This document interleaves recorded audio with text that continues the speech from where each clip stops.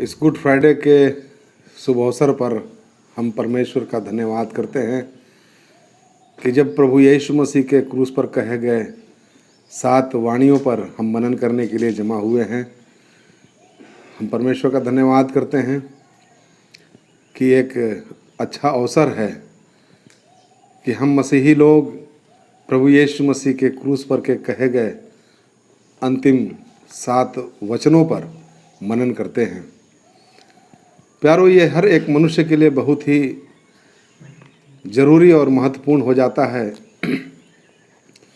कि अपने प्रिय लोगों के उन अंतिम वचनों को जो वो मरने से पहले बोलते हैं, अंतिम इच्छा को वो पूरा करें। इस समस्त मानव जाति में, समस्त दुनिया में, समस्त लोगों के अंदर इस बात की महत्वता को हम देखते हैं कि लोग कहते हैं कि मेरे पिताजी की अंतिम इच्छा ये थी, मेरी माताजी ने मरने से पहले मेरे लिए ये जो है संदेश को दिया था। ये हमारे लिए बहुत ही महत्वपूर्ण होता है कि हमारा प्रभु जो हमारा उद्धार करता, जो हमारे लिए बलिदान हुआ, जो हमारे पापों से हमें छुड़ाने के लिए स्वर्ग से इस पृथ्वी पर आया और उसने हमारे लिए अनेक कष्टों को उठाया, अनेक दुखों को उठा लिया, वो हमारा प्रेमी परमेश्वर अपने मरने से पहले वो हमारे लिए जिन बातों को रख छोड़ा उन पर हम मनन करें। ये कितनी ही सौभाग्य की बात है, कितनी ही आशीषित बात है ये हमारे और आपके लिए कि हम अपने प्रिय प्रभु के अंतिम 7 वचनों पर मनन कर रहे हैं। जैसा कि हम सभी जानते हैं कि प्रभु यीशु मसीह ने इतना दुख, कष्ट, मुसीबत उठाने के बाद उसको इतना लोगों ने मारा, इतना उसका ठट्ठा किया, अपमान किया, निंदा किया, निर्वस्त्र कर दिया, और उसके बाद जब उसने मुंह खोला तो क्रूस पर से उसने अपने मुंह से पहली वाणी यही दी, हे पिता इन्हें क्षमा कर, क्योंकि ये नहीं जानते ये क्या कर रहे हैं। प्यारो, ये पहली वाणी हमें लूका रचित सुसमाचार उसके 23 अध्याय के 34 वचन में मिलती है कि प्रभु यीशु मसीह ने क्रूस पर से अपने शत्रुओं के लिए प्रार्थना किया। पिता से उसने कहा, हे पिता इन्हें क्षमा कर। प्रभु यीशु मसीह ने जैसा अपने जीवन में लोगों को शिक्षा दिया था, जैसा उसने सिखाया था कि अपने शत्रुओं के लिए प्रार्थना करो, अपने सताने वालों को आशीर्वाद दो, प्रभु यीशु मसीह ने वैसा ही किया। प्यारो, ये बहुत ही कठिन बात है। दुनिया में लोग कहते हैं, भैया मैं जैसा बोलता हूँ वैसा आप कीजिए, लेकिन जैसा मैं करता हूँ वैसा मत कीजिए। प्यारो, ये तो बहुत साधारण बात है, लेकिन हमारे प्रभु यीशु मसीह ने जैसा अपने जीवन में उसने किया वैसा ही उसने कहा, और जैसा उसने कहा वैसा ही उसने किया। उसने उन्हें क्षमा किया, और ये मसीही जीवन में, मसीही लोगों के लिए ये बहुत बड़ी एक मिसाल है। प्यारो, अगर हम अपने शत्रुओं को क्षमा करते हैं, अगर हमारे मन में किसी के प्रति द्वेष, छल, कपट या क्रोध अगर हमारे अंदर में नहीं है, तो हम दूसरों के लिए आशीष का कारण बनते हैं। और हमारे प्रभु यीशु मसीह ने लोगों को क्षमा करके इस बात को प्रमाणित किया। और दूसरा वाणी जो प्रभु यीशु मसीह ने कहा, जो हमें लूका रचित सुसमाचार के 23 अध्याय के 43 वचन में मिलती है कि उस डाकू ने जो मरने पर था, जो क्रूस पे टंगा हुआ था, यीशु के साथ में एक और डाकू ठट्ठा कर रहा, लेकिन ये पहचान गया कि वो ये जो क्षमा करने वाला, लोगों को क्षमा मांगने वाला, लोगों के लिए आंसू बहा रहा है, ये जरूर परमेश्वर का पुत्र है। और उसने कहा, हे गुरु, जब तू अपने राज्य में आए तो मेरी सुधि लेना। प्रभु यीशु मसीह ने उसके लिए स्वर्ग का रास्ता खोल दिया। प्यारो, कितनी अद्भुत बात है कि प्रभु यीशु मसीह मानव जाति को क्षमा करते हैं और उनके लिए स्वर्ग के रास्ते को खोल देते हैं। प्रभु ने उससे कहा, तू आज ही मेरे साथ स्वर्ग लोक में होगा। कितना अद्भुत आश्वासन है, कितना अद्भुत ये वाणी है प्यारो हमारे और आपके जीवन के द्वारा, जब हम लोगों को क्षमा करते हैं, लोगों के गुनाहों को, जब हम हमारे विरोध में जो काम करने वाले हैं, लोग जो हमारे विरोध में जो हमें सताने वाले हैं, जब हम उनके लिए क्षमा की प्रार्थना करते हैं, हम लोगों के लिए स्वर्ग के द्वार को खोल देते हैं, लोगों के लिए उद्धार के रास्ते को हम खोल देते हैं। हमारे द्वारा लोग प्रभु यीशु मसीह के पास आते हैं। हमारे लिए दूसरी वाणी हमारे लिए ये प्रेरणा देती है कि हम लोगों को प्रभु यीशु मसीह के राज्य में ले आने वाले होने पाएँ। जब हमारा मन लोगों को क्षमा करेगा, लोगों के लिए हम स्वर्ग के रास्ते को खोल देंगे। और यहाँ तीसरी वाणी हम देखते हैं यूहन्ना रचित सुसमाचार 19 अध्याय के 26 वचन में मिलती है। इतना दुख और वेदना में होते हुए, इतने कष्टों को प्रभु यीशु मसीह उठाने के बाद हमारा प्रभु अपने नैतिक जिम्मेदारियों को भी निभा रहा है। हमारा प्रभु अपने जिम्मेदारी का निर्वहन कर रहा है और वो कह रहा है अपनी माता के लिए, अपनी माता की जिम्मेदारी को वो उठा रहा है। ऐसा मालूम होता है, ऐसा प्रतीत होता है कि मरियम ने प्रभु यीशु मसीह को अपने जीवन में प्रभु करके ग्रहण कर लिया था, लेकिन उसके और बच्चे जो थे यीशु मसीह को, जो दूसरे भाई थे यीशु मसीह के, उन्होंने यीशु मसीह को उद्धारकर्ता के रूप में ग्रहण नहीं किया था। इसके चलते मरियम के लिए एक ऐसा स्थान, एक ऐसी शरण स्थान वो दे रहा है जहाँ वो आनंद के साथ रह सके। और प्यारो, उसने अपने प्रिय चेला को, जिससे वो बेहद प्यार करता था, यूहन्ना को यह कहा कि हे पुत्र, ये तेरी माता है। और अपनी माता से कहा, हे नारी, देख ये तेरा पुत्र है।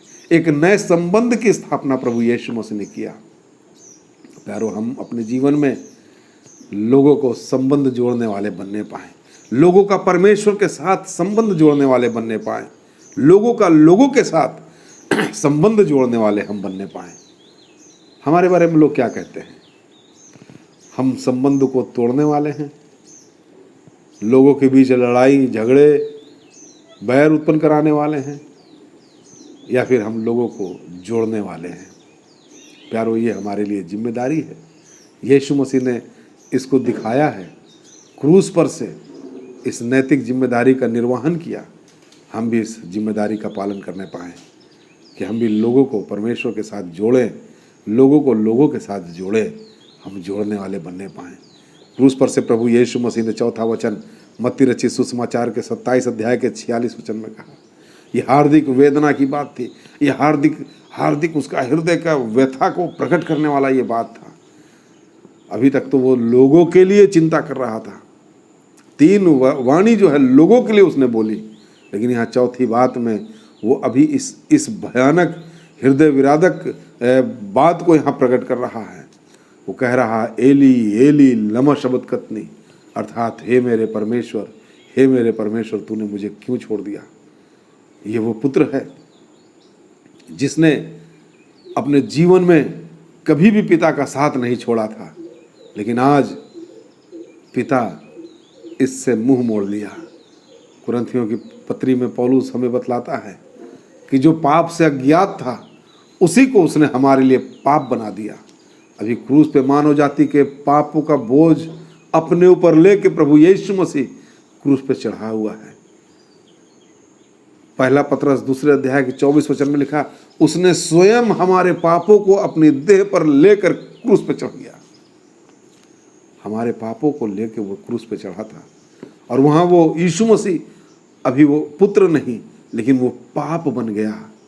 मानव जाति के पापों को अपने ऊपर उठा के पाप बन गया, और परमेश्वर पाप को बर्दाश्त नहीं कर सकता है। इसीलिए कुछ समय के लिए परमेश्वर ने, पिता ने अपने पुत्र को छोड़ दिया, और ये जो संबंध था, जो विच्छेद था, संबंध विच्छेद जो हुआ प्यार, ये दर्दनाक था। पुत्र पिता के टूटे हुए, पिता से टूटे हुए संबंध को बर्दाश्त नहीं कर सका, इसलिए वो तड़प उठा, चिल्ला उठा। और ये जब दर्द भयानक होता है, जब हृदय की गहराई में जब दर्द उतरता है, तो वहाँ अपनी मातृभाषा में लोग चिल्ला उठते हैं। और प्रभु यीशु मसीह अपनी मातृभाषा में चिल्ला उठा, एली एली लमा शबक्तनी, अर्थात हे मेरे परमेश्वर, तूने मुझे क्यों छोड़ दिया। हम अपने जीवन में कितना सतर्क हैं प्यारो। हम अपने संबंध को परमेश्वर के साथ, हम अपने पिता के साथ अपने संबंध को जोड़ने के लिए हम कितना सतर्क रहते हैं। पवित्र परमेश्वर के साथ, प्रभु यीशु मसीह के साथ हमारा संबंध कैसा है, आज अपने आप को हम जांचने पाएं। जरूर हम यीशु मसीह के क्रूस पर से कहे हुए 7 वचनों पर हम मनन करने के लिए आए हैं, लेकिन हमारा संबंध पिता के साथ, यीशु के साथ, पवित्र आत्मा के साथ कैसा है? क्या हम उसकी आवाज़ को सुनने की दूरी में पाए जाते हैं? क्या हम इस बात को महसूस कर पा रहे हैं कि पिता के साथ, परमेश्वर के साथ हमारा संबंध ठीक है? यदि नहीं तो आज अपने संबंध को हम सुधारने पाएं। प्यारो, 5वीं बात प्रभु यीशु मसीह ने जो की वो ये थी कि 19 अध्याय, यूहन्ना के 19 अध्याय के 28 वचन में, मैं प्यासा हूँ। एक प्यास उसके अंदर उत्पन्न हुई, वो व्याकुल है, उसका खून शरीर से निकल चुका है, धूप में टंगा हुआ है, दर्द वेदना में है, शरीर थक के चूर है, टूट चुका है। ऐसे में उसको प्यास लगी, लेकिन लोगों ने उसकी प्यास किस चीज से बुझाई? मुर्र मिला हुआ सिरका उसको पीने के लिए दे रहे हैं, लेकिन प्रभु यीशु मसीह ने उसको पीने से इनकार कर दिया। प्यारो, हमारा प्रभु यूहन्ना रचित सुसमाचार 4 अध्याय में हम देखते हैं, जब 4 अध्याय में हम वहाँ पे पढ़ते हैं कि सामरी स्त्री को जब वो कुएं पर देखा तो उसने कहा, हे नारी, मुझे भी तू जल पिला। लेकिन वो नारी उसको जल पिलाने के बदले वो उससे बातचीत करने लगी और प्रभु यीशु मसीह की वहाँ प्यास बुझा नहीं पाई, लेकिन स्वयं प्रभु यीशु मसीह उस स्त्री की प्यास को बुझा दिया। उससे कहा कि तू मुझसे मांग, मैं तुझे जीवन का जल देता हूँ।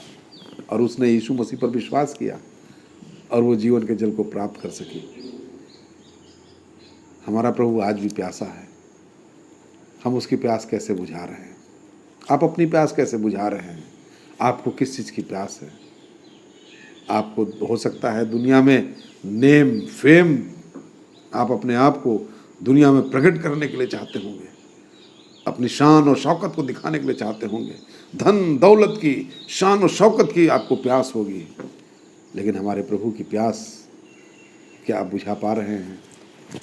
उसकी प्यास यही थी कि लोग उद्धार को प्राप्त करें, लोग परमेश्वर को जानें।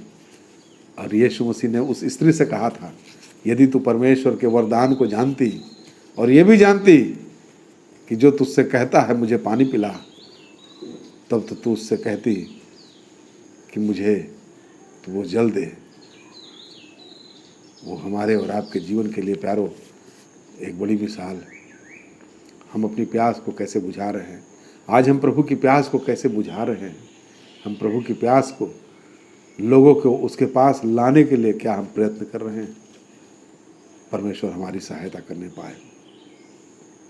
और उसके बाद जो है 6वीं वाणी को हम देखते हैं, यूहन्ना रचित सुसमाचार उसके 19 अध्याय के 28 वचन में लिखा है, प्रभु यीशु मसीह कह रहे हैं, पूरा हुआ। और यही यूहन्ना के 17वें अध्याय के 4 वचन में यीशु मसीह कहते हैं, हे पिता, जिस काम को तूने मुझे सौंपा था उसको करके उसे पूरा करके मैंने पृथ्वी पर तेरी महिमा की है। प्रभु यीशु मसीह अपने काम को पूरा कर रहा है। ये विजय की घोषणा है। शैतान के सर को कुचलने के लिए क्रूस पर यीशु ने शैतान के सर को कुचल के एक विजय को हासिल किया। मानव जाति के लिए उद्धार के काम को उसने पूरा किया और वो एक विजय की घोषणा कर रहा है। हम क्या अपने जीवन में परमेश्वर की ओर से सौंपे गए कार्यों को पूरा करके हम ये कह सकते हैं? पौलुस ने कहा, मैंने अपनी दौड़ को पूरी कर लिया, मैंने अपने विश्वास की रखवाली की है, I have finished my race. क्या प्यारो, हम अपने जीवन में इस बात को कह सकेंगे कि हाँ प्रभु, जो काम तूने मुझे दिया मैंने उसको पूरा किया है? और अंतिम और 7वीं वाणी जो हमको मिलती है लूका रचित सुसमाचार के 23 अध्याय के 46 वचन में, वो कहता है, हे पिता, मैं अपनी आत्मा तेरे हाथों में सौंपता हूँ। अपने जीवन की सुरक्षा परमेश्वर के ही अधीनस्थ है। इन दिनों में जब कोरोना के चलते लोग भयभीत हैं, डरे हुए हैं, चारों तरफ जीवन का खतरा जोखिम है, लोगों के अंदर एक भय पाया जाता है। प्यारो, हम अपने आप को, अपने आत्मा को, अपने शरीर को, अपने प्राण को परमेश्वर के हाथों में सौंपने वाले बनने पाएं। हमारे जीवन की सुरक्षा उसी के पास है। हमारे जीवन में अगर हमें सुरक्षित रहना है तो हम प्रभु यीशु मसीह के पिता के हाथों में अपने आप को सौंपने पाएं। इन सातों वाणियों को फिर से हम मनन करें और अपने जीवन में हम आगे बढ़ें, ताकि हमारे जीवन के द्वारा परमेश्वर की महिमा होने पाए। परमेश्वर हम सबको आशीष देने पाए।